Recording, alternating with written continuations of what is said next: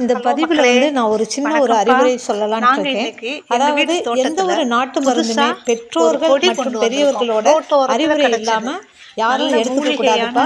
பெரியவங்களுக்குமே அந்த நாட்டு மருந்தை பத்தி தெரியாதுன்னா வேற யார்கிட்டயாவது கேட்டு மருத்துவரோட உதவி இல்லாம எந்த ஒரு மருந்துமே நாமெல்லாம் உட்கொள்ளக்கூடாது. ஏன்னா நிறைய விஷயங்கள் வந்து நடக்குது.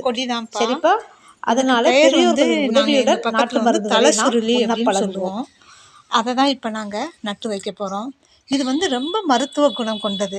இது எதுக்குன்னா இந்த வாய்வு தொல்லை, கேஸ்ட்ரபுள், அஜீரண கோளாறு இதுக்கு மிகச்சிறந்த மருந்து இந்த செடியை நான் இங்கே தான் நடப்போகிறேன். இப்படி நட்டுட்டோன்னா இப்படியே செவத்தில் படர்ந்து அப்படியே மாடிக்கு போயிடும். மேலே போயிடுச்சுன்னா நம்மளும் பறிச்சுக்கலாம்.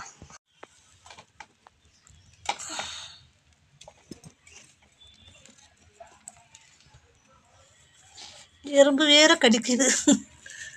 அப்பா,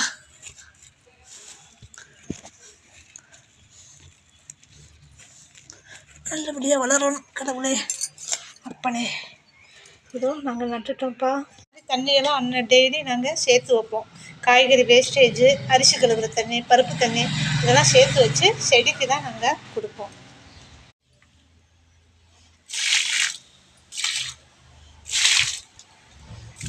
அப்பா, இயற்கையான எந்த உரமும் நான் போட மாட்டேன். இப்போ பூச்சி விழுந்தது நேற்று, அதுக்கு பாருங்கள் இந்த வேப்பலையும் இந்த வெத்தலையும் பறித்து அரைச்சி அப்படியே தெளித்து விட்டுட்டேன். ஆமாம், அந்த வெள்ளைப்பூச்சிக்கு அதுதான் நான் தெளிக்கிறேன்.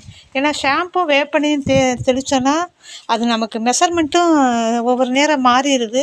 அப்படி தெளிக்கையில் செடி காய்கறி எல்லாம் சுருங்க ஆரம்பிச்சிடுது.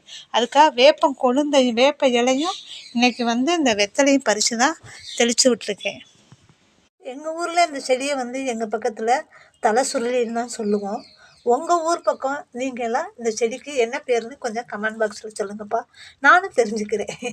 எங்களோட சேனலை சப்ஸ்கிரைப் பண்ணி லைக் பண்ணுற நண்பர்களுக்கும் கண்ணுக்கு தெரியாத உறவுகளுக்கும் எனது நன்றியை தெரிவிச்சுக்கிறேன். மீண்டும் அடுத்த ஒரு வீடியோவில் சந்திக்கலாம்.